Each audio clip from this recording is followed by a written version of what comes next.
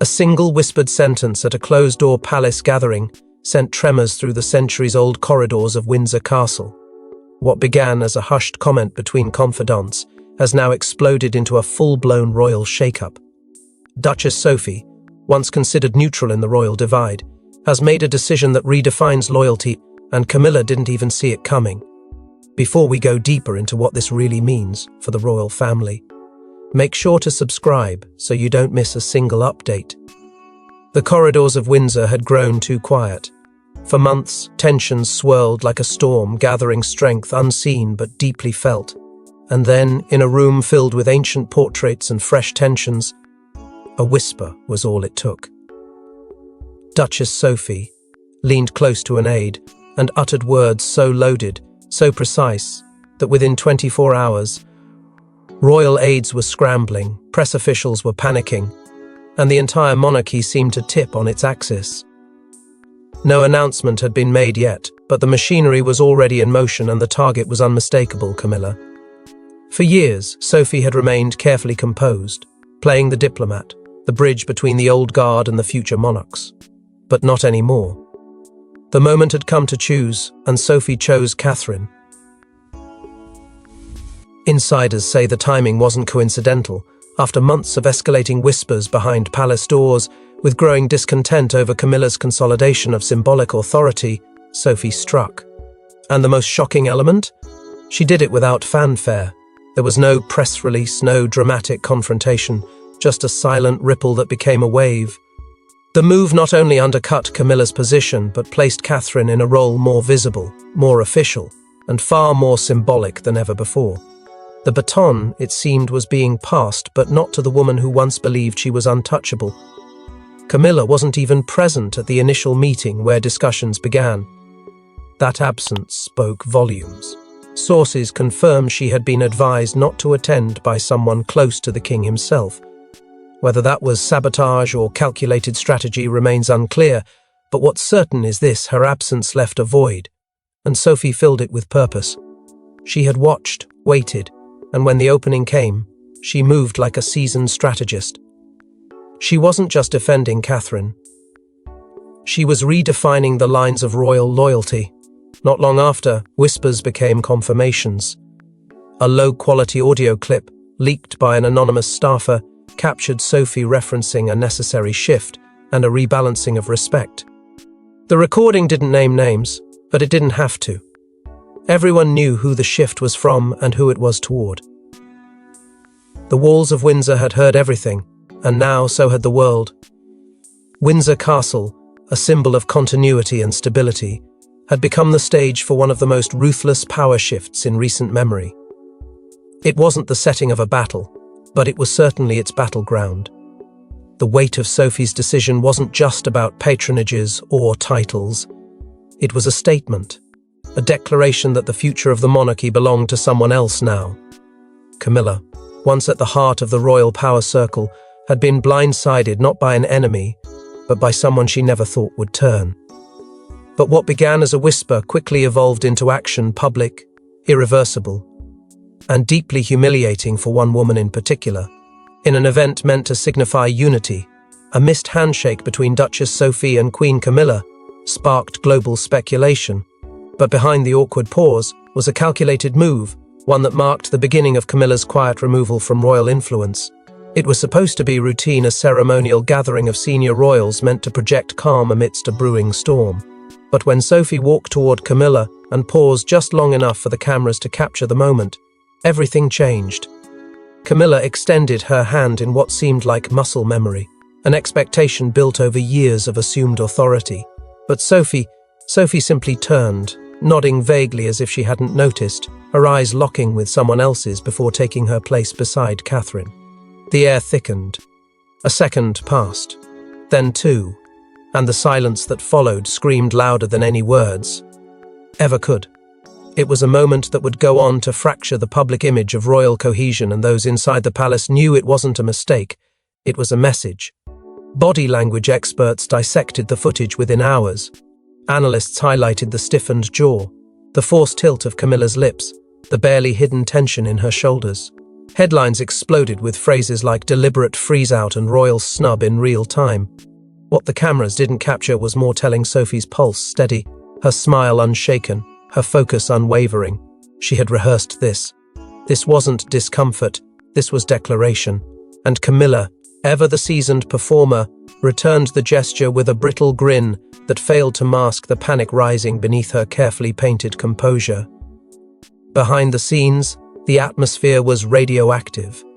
Aides were caught off guard, not expecting public theatrics from someone as restrained as Sophie.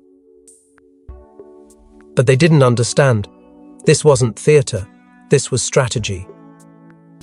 Sophie had spent years watching, listening, enduring, always the supporting figure, always the diplomat. But something had shifted. The patience had worn thin. And this calculated fracture with Camilla was not only personal, it was political. It was the unspoken beginning of a new alignment. Catherine, standing just steps away, didn't move. She didn't speak. But insiders say she noticed everything: the twitch of Camilla's eye, the steady breath Sophie drew as she turned away, the sudden hush that fell over the room. And in that stillness, Catherine said nothing, because she didn't have to. She let the moment breathe, because this wasn't her strike to make, it was Sophie's. And in the hierarchy of skill and warfare, that made it all the more devastating. What followed was a quiet frenzy. The royal press office immediately requested limited footage be distributed. Certain camera angles mysteriously disappeared. Broadcasters who captured the full interaction received editorial guidance. It was a blackout attempt, but too late. The moment had already gone viral. Public sentiment surged, not just against Camilla, but in favor of Sophie, an unexpected heroine suddenly portrayed as the woman who had dared to challenge a queen. What the public didn't see was even more revealing, and Sophie was already preparing her next devastating move, buried in bureaucratic formality. Royal patronage transfers rarely cause ripples. But this wasn't just paper pushing, it was a royal purge in disguise. Sophie's signature on those documents became a sword, slicing Camilla out of decades-old institutions she assumed were hers to keep.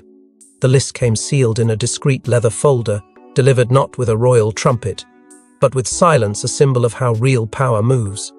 Over a dozen prestigious patronages, including historic charities and cultural institutions long associated with Camilla's public image, were officially reassigned. The names removed weren't notified in advance. The names added, just one Catherine. Each entry bore the mark of a seismic shift, and at the bottom of it all, Sophie's signature. Not rushed, not hesitant, but deliberate, as if carved into stone rather than penned on paper. These were not routine assignments. These were surgical removals, executed without ceremony, but with devastating effect. For the first time, Camilla's grasp over her curated public identity had been to RN apart, not by scandal but by silence. Those close to the matter say the transfer was orchestrated with such precision that even palace aides found themselves stunned. Weeks of behind-the-scenes negotiations had taken place in whispers and sealed correspondence, deliberately avoiding the usual channels that Camilla's team monitored. Meetings were held in secondary locations, often under the guise of unrelated business. Catherine herself remained publicly uninvolved, a masterstroke in optics. But she was present in spirit and her influence was undeniable. Sophie ensured every detail was wrapped in confidentiality, so tight that when the news broke, it felt like an ambush. No warning, no buffer, just a cold press release listing Catherine as the new royal patron across every institution Camilla had assumed would be hers for life. The reaction from Camilla's camp was nothing short of chaos. She hadn't been told. That's what made it hurt more. A woman who had maneuvered for decades suddenly found herself learning about her own demotion from a headline. Aides scrambled to verify, believing at first it had to be a mistake. But there it was, official palace confirmation. Catherine had inherited the titles. Camilla had been erased. And Sophie? Sophie had vanished from public view, declining comment, letting the paperwork speak for itself. The institutions themselves were left reeling. Some were fiercely loyal to Camilla and felt betrayed, caught in the crossfire of a palace drama they never asked to be part of. Others, quietly, were relieved. Behind closed doors, several patronage heads confessed that Catherine represented a future they could embrace, a royal figure who understood modern responsibility, not just tradition. The contrast was jarring, and it quickly became clear that this wasn't just about logistics. This was about redefining who the public would associate with leadership, compassion, and legacy. Then came Sophie's statement, just one paragraph issued through her office, with the kind of language that sounded courteous on the surface but was anything but soft. She thanked all former patrons for their past contributions and declared it an honor to entrust these duties to the next generation of royal leadership. There was no mention of Camilla, no effort to cushion the blow. It was final, it was absolute, and it was done on her terms. Royal insiders called it the most brutal message never spoken aloud. The public reaction was swift and overwhelming. Social media surged with support for Catherine, painting her as the steady hand guiding the monarchy forward. Photos of her previous visits to the now transferred institutions resurfaced, contrasted with Camilla's largely ceremonial appearances. The press leaned in, headlines lauded the people's future queen, and within hours, a narrative was sealed in public consciousness. Catherine was rising not by force, but by merit, and Sophie had made it happen. But as titles and responsibilities slipped from Camilla's hands, one question lingered in the air. Was this Sophie's decision alone, or was she executing someone else's will? While others played games in public, Catherine built her influence in silence. Now, with Sophie's unexpected gift, her empire isn't just ceremonial, it's strategic. And the royal family is beginning to look less like Charles's kingdom and more like Catherine's domain. For years, Catherine endured the noise with quiet resilience. While others clawed for the spotlight, she navigated the institution with grace, patience, and purpose. Her appearances were never showy, yet always impactful. Every handshake, every cause she championed, every word she didn't say was calculated. While headlines obsessed over palace gossip, Catherine was planting roots deeper and wider than anyone suspected. Now those roots have grown into something undeniable. The moment Sophie handed over those patronages, it was no longer symbolic. It was structural. And suddenly, Catherine wasn't just a supportive royal wife, she was the nucleus of a new era, surrounded by a kingdom no longer built around Charles's reign, but hers. It wasn't luck, it was strategy. Institutions had long begun shifting their gaze away from Camilla and toward Catherine's stability, her consistent presence, her ability to modernize without alienating. Unlike Camilla, who often appeared to carry the baggage of past scandals and unresolved tensions, Catherine projected continuity and calm. That contrast, subtle at first, became striking once the patronages were transferred. For charities, educational boards, and cultural councils long weary of royal volatility, Catherine was the obvious choice. She didn't need to fight for them. They wanted her. Behind palace walls, her network had grown. Aides, advisors, old friends of Queen Elizabeth, even those previously loyal to Charles, began aligning behind her. Some did so openly, others quietly. But the shift was undeniable. And Sophie? She had been watching the entire time. Personal letters from years ago have now emerged, revealing Sophie's admirati for Catherine's consistency. In one note, Sophie wrote that Catherine holds the crown's future in her stillness. That one sentence now echoes like prophecy. It was never about Catherine demanding power. It was about everyone else finally admitting she already held it. Camilla, by comparison, looked increasingly alone. Once she had commanded attention through proximity to Charles and the calculated support of senior courtiers, but now even those alliances felt fragile. With each passing day, her role felt more performative, her influence more diminished. She stood at events with titles, but no longer with trust. The institutions she once held as shields were gone, and Catherine hadn't uttered a single word. That silence was devastating. It painted Camilla as the past, and Catherine as the present becoming future. It wasn't until a private briefing just days after the transfers that Catherine understood the full scale of what had occurred. A royal advisor laid out the new map. Over 24 institutions now reported directly to her office. Her staff was quietly doubled. International partners requested her presence over Charles or Camilla. And the most shocking line? "You've become the cornerstone of royal continuity." Catherine didn't react. She didn't need to. This was the moment she had been unknowingly preparing for, brick by brick, moment by moment, in plain sight. And yet, while Catherine rose in silence, Camilla's response would be anything but quiet. Humiliated but not defeated, Camilla attempted a rapid counterstrike, reclaiming key roles, reinstating allies, and demanding an audience with the king. But what she didn't expect was resistance at every turn. And the most painful rejection came from someone she once considered her closest confidant. Within hours of learning about the patronage transfers, Camilla went into overdrive. Her private team was instructed to draw up countermeasures, craft rebuttal statements, and re-engage with institutions that had once called her their patron. She even considered reasserting her public presence with a string of hastily arranged appearances. But nothing worked.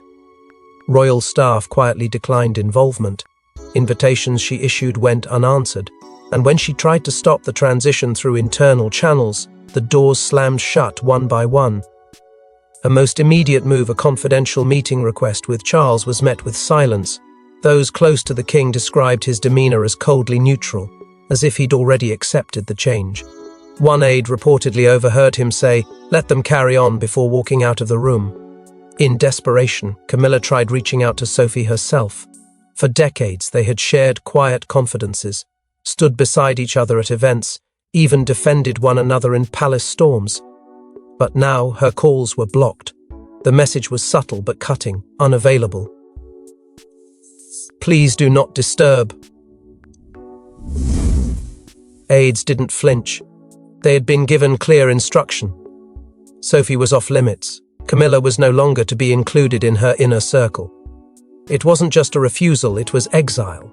And behind that wall of silence, Sophie remained composed, untouched by the growing panic radiating from Camilla's quarters. Even more infuriating was Catherine's silence. Camilla expected confrontation. She anticipated a behind-closed-doors debate, perhaps even a formal objection. But Catherine never acknowledged her at all. Not a word, not a note. No recognition that anything had even occurred. It was as if Catherine had elevated herself above the drama, an act that, ironically, cut deeper than any direct insult. For Camilla, who thrived on being at the center of royal discourse, this freeze-out was more devastating than any argument. She was being treated as irrelevant. Then came the leak. An internal palace memo surfaced in the press confirming suspicions that Camilla's name had been intentionally excluded from future royal planning discussions. The language was clinical but damning. Her input was no longer required on institutional strategy, patronage oversight, or ceremonial restructuring. She wasn't just being sidelined, she was being scrubbed out. Even more shocking, a list began circulating of long-time royal patrons who had quietly declined further communication with her office. Some had already transitioned to Catherine's team without even informing Camilla in advance. Her phone rang less and less. Her calendar emptied. The system she had once believed she controlled was folding around her, without her input, without her consent. This wasn't just about being passed over. This was a collapse. Camilla's carefully built network was vanishing before her eyes, not from scandal, but from strategy. She had tried to play the game of power, but she underestimated the quiet alliances, the subtle loyalty shifts, the strength of those who didn't need to shout to win. And now, as the ground shifted beneath her feet, she found herself staring at the cold truth. The monarchy was reshaping itself without her, and no amount of legacy could protect her from the consequences. With her moves countered and her allies turning cold, Camilla realized this wasn't just about titles, it was about legacy. And hers was slipping away. Behind every royal shift is an unspoken agreement. Sources now confirm a quiet pact between Sophie and Catherine, forged not in power but in survival. Together, they reshaped the monarchy's future, bound by mutual respect and a shared enemy. Long before patronages were transferred and royal roles rearranged, something far deeper had been brewing beneath the surface, an alliance born not of ambition, but of necessity. After the media firestorm that erupted during Meghan's turbulent entry into the family, followed by explosive interviews and the internal chaos that followed, Sophie and Catherine found themselves clinging to the few certainties left. One of those certainties was each other. In the wake of private betrayals and public disarray, they realized they could no longer rely on tradition or hierarchy. They needed loyalty, and that loyalty would not be found in Camilla. Sophie had seen enough to make up her mind years ago. According to insiders, it was during a crisis meeting over Meghan's fallout that Sophie first noticed Camilla's duplicity. Publicly, Camilla preached unity. Privately, she manipulated allegiances and sowed doubt about Catherine's ability to carry the crown into the future. That was the beginning of Sophie's disillusionment. Letters discovered in a former aides collection revealed Sophie's handwritten line, "Catherine is the only one I trust. The only one not playing a part." That letter, dated just days after a heated palace strategy session, would become the blueprint for everything that followed. But it wasn't just politics. It was personal. When Sophie faced a quiet health scare 2 years ago, one that never made it to the tabloids, it was Catherine who showed up unannounced. Not as a duchess, not as a future queen, but as a friend. Catherine sat beside her, kept the secret, protected her dignity, and never once mentioned it again, not even to Charles. That moment, according to close friends, sealed the pact. From then on, Sophie vowed that if the day ever came to take a side, she wouldn't hesitate. That promise wasn't ceremonial. It was emotional, and it was absolute. The pact even had an understanding, a clause of sorts.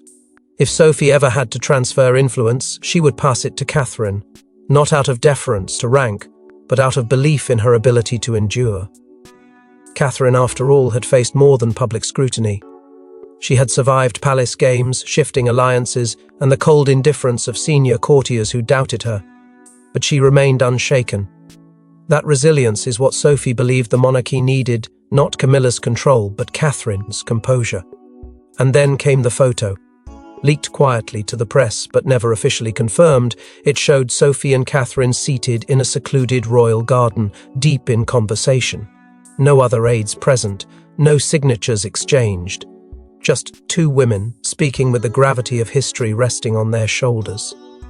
That moment, many believe, was when the decision was finalized. The timing aligns perfectly with the chain reaction that followed the missed handshake, the transfers, the silence from Charles. The photo was a signal. The pact had been activated, and the future had already been rewritten.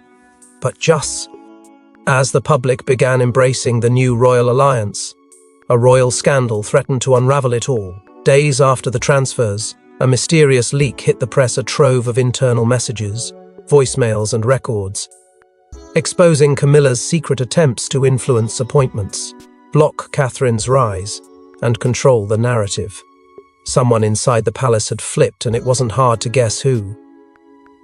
The leak came like a thunderclap. Overnight, media outlets were flooded with documents marked confidential, royal household. The content was explosive. Dozens of internal memos showed a long trail of manipulation tied directly to Camilla's inner circle. Emails pressuring patronage boards, back-channel communications pushing alternative candidates over Catherine, and even voice recordings that left no room for interpretation. In one voicemail, Camilla allegedly told a senior aide that Catherine lacked the fortitude to carry royal responsibility. Another recording captured her dismissing Catherine as decorative, but not decisive. The words weren't just cruel, they were strategic, and now they were public. At the center of the leak, investigators quickly pointed to an anonymous source, someone with intimate access to royal communications. Whispers inside the palace linked the breach to a former staffer once assigned to Sophie's office. Someone known for their quiet loyalty and increasing disillusionment with how Camilla wielded influence behind the scenes. Whether acting on Sophie's subtle encouragement or independently fueled by justice, this insider detonated a truth bomb that shifted the balance of public opinion almost instantly.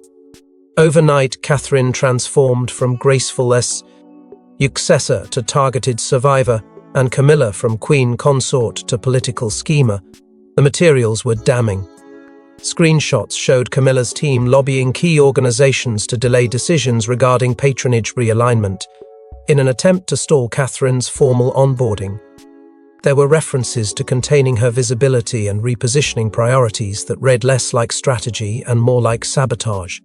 A few messages even hinted at pressure placed on external media consultants to elevate Camilla's public profile, in the wake of growing Catherine favoritism.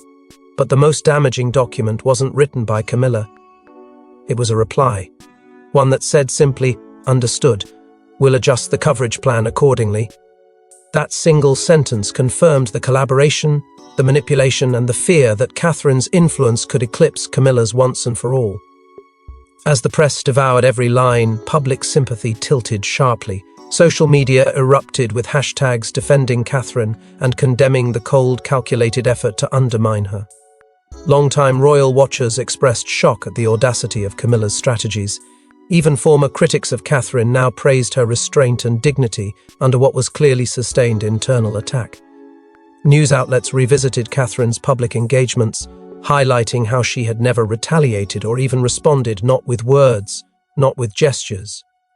She had taken every blow and kept moving forward. Inside the palace, Queen Elizabeth's legacy cast a long shadow. According to insiders, the Queen, while never one to meddle publicly, would have been furious. The late monarch valued discretion, unity, and above all, the preservation of the crown's dignity. This leak wasn't just damaging, it was dishonorable, and her silence since the scandal broke was telling. While Camilla reportedly sought counsel and support from Charles, no formal statement came from the palace. There was no defense, no denial, only a suffocating silence that spoke volumes.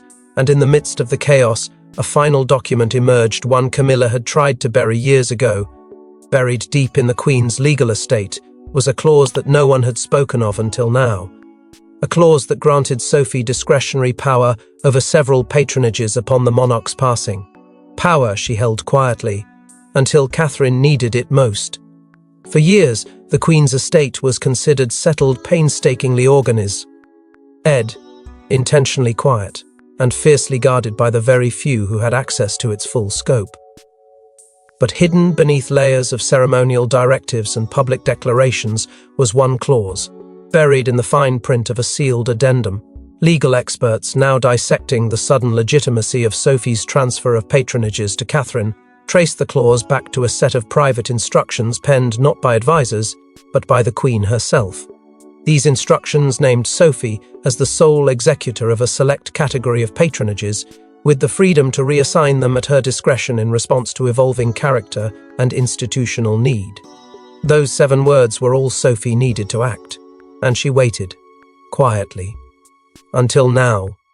The shock wasn't that Sophie held this authority, but that she had kept it hidden in plain sight for so long. Her name had never been associated with such sweeping power, and yet, there it was, locked within the final pages of a sealed royal codicil.